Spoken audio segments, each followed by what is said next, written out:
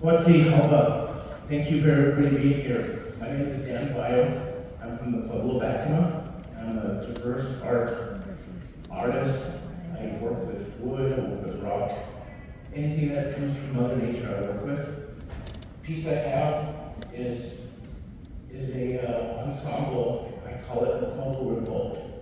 And I was kind of inspired by this with all the different stories that I heard about Pueblo Revolt. The inspiration was 344 years in the making. The whole story of the revolt kind of brings back all the feelings to all the indigenous people here. Just past August 10th is when the anniversary was. And a couple years ago, I had this idea about the knotted cords.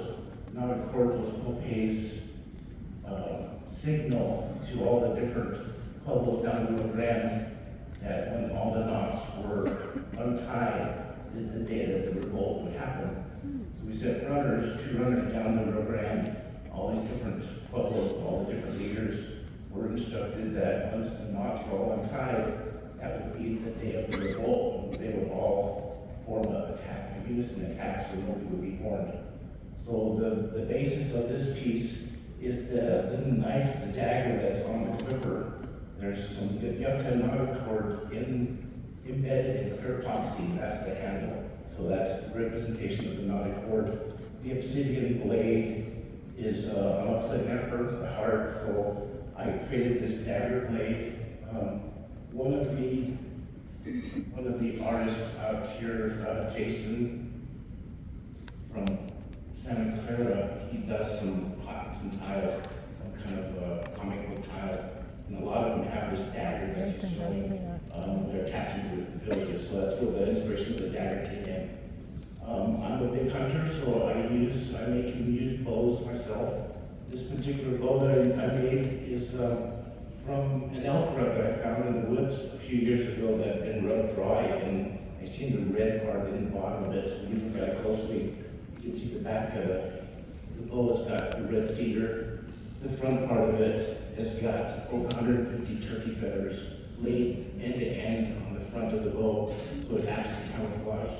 It also has a spiritual meaning. We use a lot of turkey feathers in our prayers, so that all those turkey feathers are kind of all of us praying that this revolt is going to happen properly.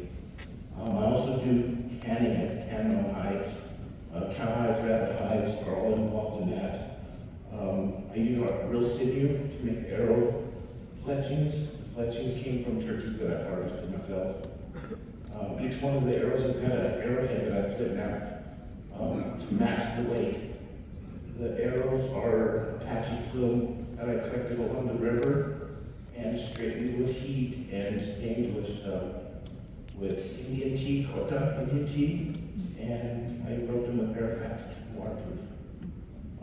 The quiver is some rawhide, and the turkey and the rabbit skin is also skinned up. So the whole piece is kind of what I think the warrior would have grabbed on August 10th to go out and do the duties that they planned on doing. So the whole thing kind of culminates into me as a hunter and be able to make the dagger, to just get this whole setup together. I kind of, my inspiration and the materials that I used, it's been about 2 years since I started making it. The cowhide is what we butchered in the fall for our doings in November. The turkey feathers were started collecting in April. Way back in September when the bow was first made. So it's been a long culmination. The dagger handle was probably the hardest part. It's about the 3rd try. There's a lot of lemonade that I had to make before I came up with this.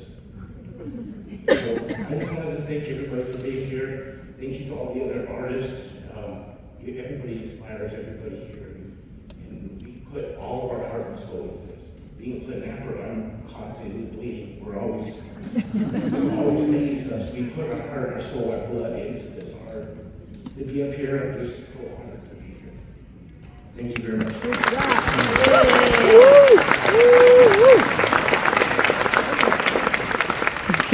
job.